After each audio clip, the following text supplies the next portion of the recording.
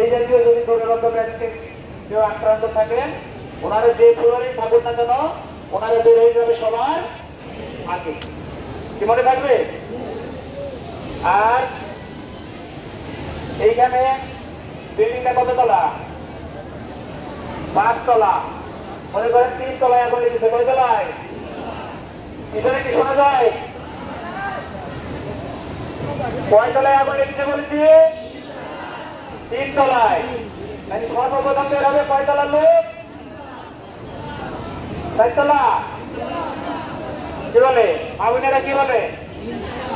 যে ফ্লোরে আগুন লাগবে ওই ফ্লোরের লোকজন বাইরে হবে সবার আগে। কি মেসেজ ক্লিয়ার? তাহলে 3 তলায় লেগেছে, তাহলে 3 তলার লোক বাইরে হবে সবার আগে। কারণটা কি? আগুন লাগতে পারে কি হয়?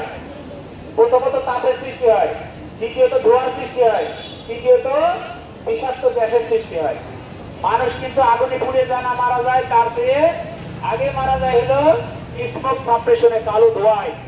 এই কালো ধোঁয়ার মধ্যে কার্বন মনোক্সাইড, কার্বন সায়ানাইড এবং কার্বন ডাই অক্সাইড বিভিন্ন ধরনের গ্যাস তৈরি হয়, যার পরিপ্রেক্ষিতে আমরা এই যে সবাই এখানে দাঁড়ায় আছি, আমরা কি আল্লাহর অসীম নিয়ামত অক্সিজেন কি আমরা অনবরত নিচ্ছি না? নাকি না অক্সিজেন ছাড়া আছি?